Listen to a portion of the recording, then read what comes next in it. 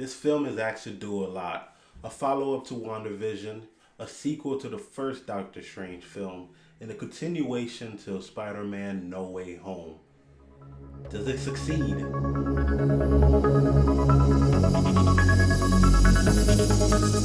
What's good, my fellow film fiends? I go by Kevin D. Moss, aka the Film Fiend himself, and today we'll be getting into Doctor Strange into the Multiverse of Madness.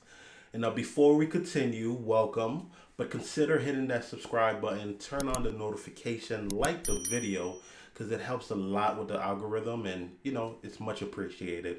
But enough of that, let's get straight into it.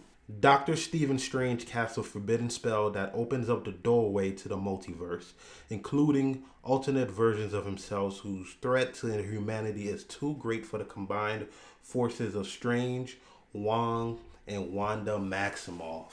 Well, that put a smile on my face to say the least. You've seen the film and I'm pretty sure you know why. But I have to stress that I really enjoyed this film. Enjoyable entry to the MCU. But I gotta let you know I did not love it as much as some people did. I had my issues and I'll be breaking it down the further we go. So I'm gonna hopscotch the title character in Doctor Strange and get straight into the MVP of this film, in my opinion, which is Wanda Maximoff. Oh my bejesus. Woo! Yeah, she's been in the MCU for quite some time. And these recent turns that they've been taking with this character, it started in Infinity War, and you saw some of it in Endgame. Then it exploded in WandaVision. And here is the result, the end product of her character arc. And oh my lord, is it fantastic. Elizabeth Olsen's greatest performance in the MCU, by far, not even remotely close. She is so menacing, scary, amazing one-liners. The writers gave her some of the best quotes, hands down. And it's not the first time. I remember in the MCU, obviously in the MCU. I remember in Endgame when she comes back from being dusted and she's going to toe-to-toe with Thanos, and Thanos is like, I don't even know who you are, or something of that regard. She goes, oh, you will. It's just how she delivers that line. It sends chills up your spine. And there's so many different moments of that in this film. But it's not just that, aspect that makes her so great. It's the character arc and the journey that she goes from when you first introduce to her, which is a plot twist in itself, which caught me off guard with how they handled it, to where she finally ends up towards the end of the film was amazing writing. This Wanda character, Scarlet Witch character, with Captain America gone, Iron Man gone, and obviously Black Panther gone, she's starting to become my favorite character in the MCU.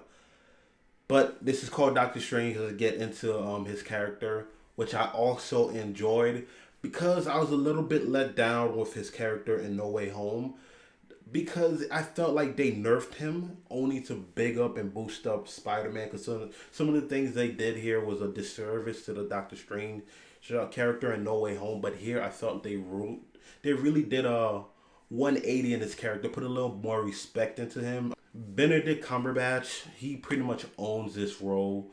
He looks like the title character that you see from the comics.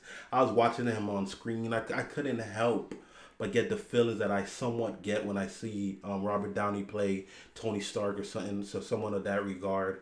Now, as far as the film itself, it's a lot different because we have Sam Raimi as a director.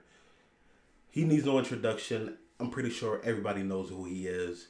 And this film feels like no other in the MCU. His handprints, his footprints are all over it. From the vibrant colors, yes, I know you it's a critique of the MCU that you've been hearing for years. I think it's a little overboard. It's not as, big of a deal as some people seem to make it. But here, these colors are extremely vibrant. But Sam Raimi, if you know him, yes, he's the Spider-Man director. But his background, his niche is really deep into the horror realm. And it's very realized in this film. just how a lot of jump scares are in this film. It kind of plays like a horror film. So I could easily say this is the MCU's first attempt as a somewhat horror genre film. Because, like I said, there's a lot of jump scares. You see title characters pop up and you hear these characters scream like they were doing a horror film. Like a lot of these shots, how they're panned around the corner, like mysterious. Tensions are being built. It's a lot of horror elements in here. And I think it's better for that because it stands apart from the rest of the MCU, but also with the subject matter being addressed in this film, the dark book, etc., etc. There's a lot of, leeway to get into the horror, the dark side of things, and I think perfect director for that. But with that being said, that's gonna lead into some of my negatives for the film. And that being said, I think Sam Raimi has such a dynamic personality and style as far as his directing goes. And you could say the same thing about the MCU. They've been around since 2008. And you know that saying, if it ain't broke, don't fix it. That's what the MCU has been since then. And you could feel the clash in styles throughout the film here and there. Like certain aspects, you feel a horror element from Sam Raimi, and then it'll quickly switch into your typical MCU style of doing things, and it's noticeable as far as that goes for me. Now another these next issues that I have is more of a me thing. It's not a I don't see a lot of people would have this issue. The Illuminati, obviously they're in there. You saw the trailer. They're mentioned. If you know the Illuminati in the comics, you know what the roster is, and I understand why you can't have everybody in that roster. Not a problem, but I felt the team that they end up going with was a bit lackluster. I felt they could have pushed the envelope a bit more. Mind you, there's some surprises there that do put a smile on my face, but just as quickly the smile is there, it's erased with some of them were handled. I'm a little dumbfounded. I felt like you could have umphed, the team a little bit more, especially when speculation was running wild of who was actually in this film. I felt that was a little let down. But like I said, that's a more of a me thing. It's not that's a preference thing. It's not more of a script issue. Now, the biggest gripe that I have, this film is called Doctor Strange in the Multiverse of Madness.